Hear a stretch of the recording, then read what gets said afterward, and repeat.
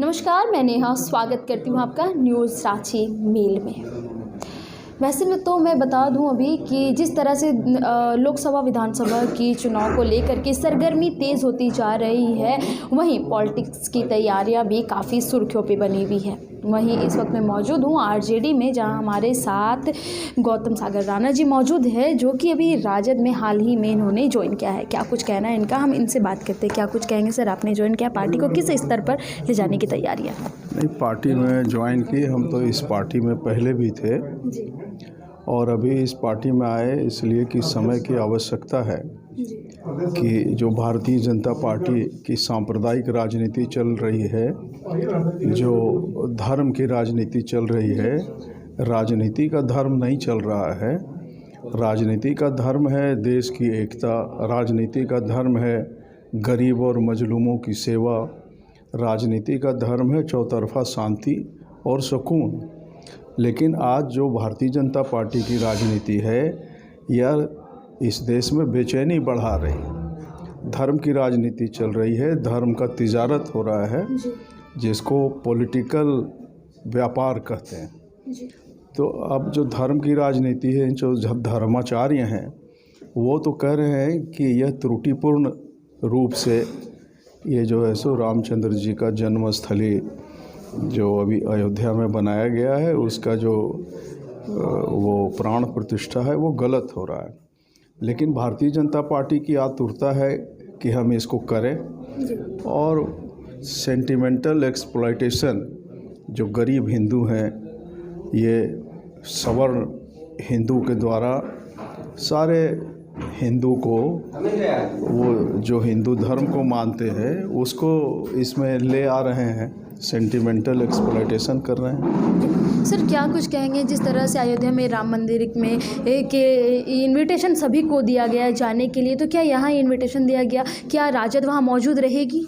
ये तो हमको पता नहीं है और इसके लिए हम खुद अधिकृत भी नहीं हैं जी कि राजद जाएगी कि नहीं। इसके लिए तो हमारे राष्ट्रीय अध्यक्ष जी ही सब बात करेंगे।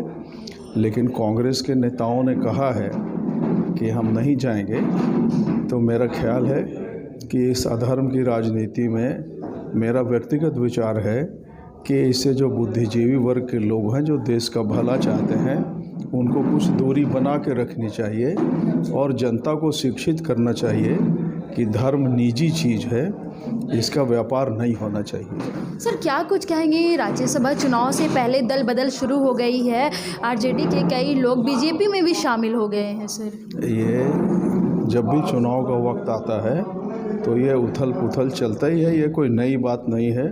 संसदीय जनतंत्र में ऐसा होता है।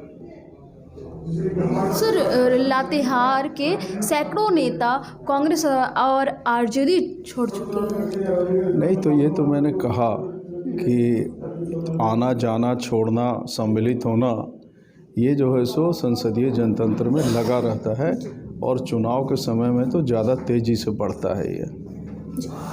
सर, जिस तरह से राज्य सरकार को, हेमंत सरकार को लगातार ईडी का समन जा रहा है, वहीं 8वां समन जा चुका है, पर उनका कहना है कि वो सुप्रीम कोर्ट में केस लड़ेंगे। सर, क्या कुछ कहेंगे, क्या इसे राजद ऑपरेट करती है? देखिए, मैं संविधान विशेषज्ञ तो नहीं हूँ, लेकिन ईडी का जो कानून बना है, वो भारत की संसद में यह कानून बना, तो इस कानून की धाराओं के अंतर्गत जिनको बुलाया जाता है उनको तो जाना है। लेकिन ये ईडी की कार्रवाई पूरा देश देख रहा है कि एक तरफा हो रहा है। ये जो भी पैसे के देन लेन में वो अनैतिक काम करते हैं, और इस देश में आय से अधिक संपत्ति, यदि आप एक एसडीओ कोर्ट के चपरासी का भी यदि जांच करेंगे तो उसको आय से अधिक संपत्ति मिलेगा। लेकिन बड़े पैमाने पर आय से अधिक संपत्ति या अवैध तरीके से कमाया गया जो धन है, वो विपक्ष के तरफ ही ईडी क्यों है, यह ईडी की क्रेडिबिलिटी पर प्रश्न चिन्ह लगाता है। मैं आपको इस देश में भारतीय जनता पार्टी के ऐसे कई लोगों को नाम बता सकता हूँ, स्थानीय स्तर पर भी बता सकता हूँ कि वो बड़े लोग हैं और वो हेरा फेरी करते हैं, एक व्यापार करने वाले लोग करते ही। तो वहाँ ईडी नहीं जाती है, यह अनुचित है।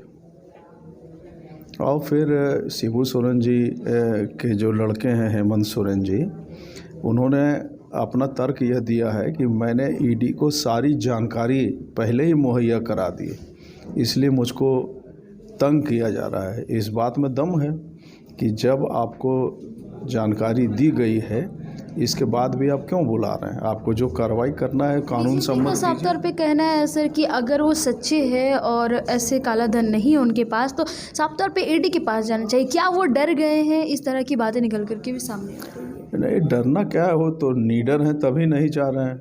डर गए होते तो जाते ही। तो भारतीय जनता पार्टी भी ईडी के एजेंट की तरह काम कर रहे हैं। उनको भी कई ऐसी जानकारी रहती है भाजपा के नेताओं को, खास करके निशिकांत दुबे जी इसके एक्सपर्ट हैं, कि उनको समय से पहले जानकारी हो जाती है। ये अनुचित है। और कोई इसमें कानून को तो सबको मानना ही पड़ेगा जब देश में रहना है। तो सर क्या कुछ कहेंगे? राजद कार्यकारिणी बैठक भी कर रहा है, क्या कुछ खास रहेगा इस पर?